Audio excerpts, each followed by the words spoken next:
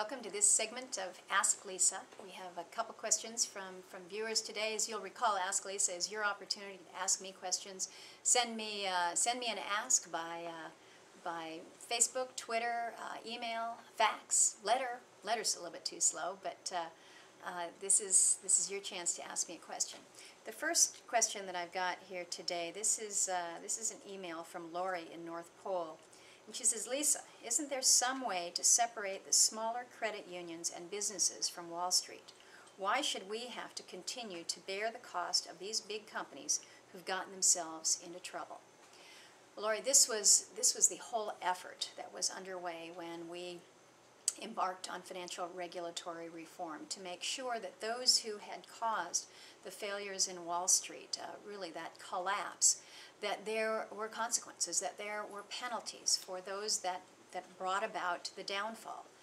Unfortunately, as financial regulatory reform has gone through the process, what we have seen is those smaller entities, our community banks, our credit unions, other financial institutions, basically anybody who is engaged in offering anything under installment credit. So if in instance, if you're an orthodontist and you allow your patients to make payments on your son's braces, as my husband and I did with our son, you would actually be wrapped up in these series of regulations that would be imposed. Yes, we're imposing additional regulations on Wall Street, but who else is getting caught up in this? It is the community banks, the credit unions, and essentially anyone who makes installment lending.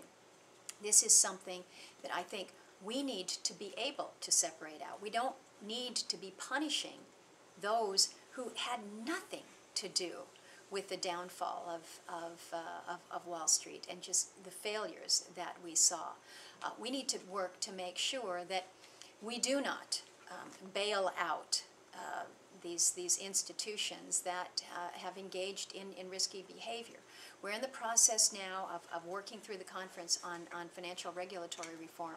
But I will tell you, Lori, I'm very concerned that we're going to get through this bill. It's going to pass on a partisan basis, and unfortunately the net result is that you will have greater burden, regulatory burden, on our small financial businesses who in no way, shape, or form caused the problem, and we will have not entirely addressed what brought about the downfall. Not a very good end result, and it's something that I have not been able to support because of the direction that this has taken.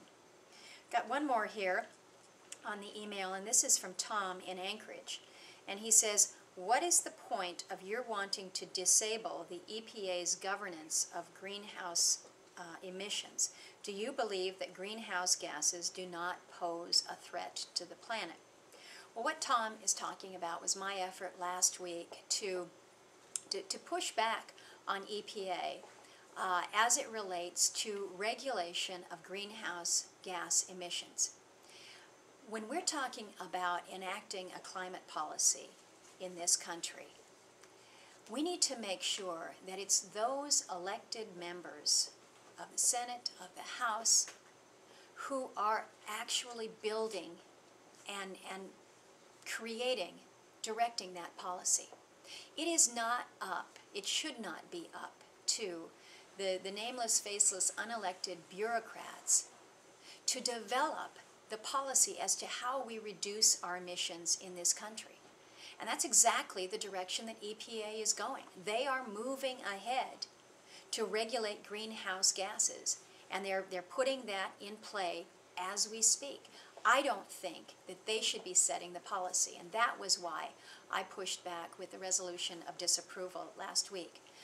We had good, strong support. It was a bipartisan measure. We had 6 members of the Democrat side come over and join us in saying that when we set climate policy in this country, it is incumbent on us in the Congress to set it, not those within the agency to set and direct that policy. So we'll keep working on this. It's a big issue. It's very important. We must figure out how we deal with our emissions in this country, and that's a battle we're going to be engaged in, I think, into this summer. So look forward to that. I want to thank you for your questions and look forward to being able to answer some more on the next installment of Ask Lisa. Thanks.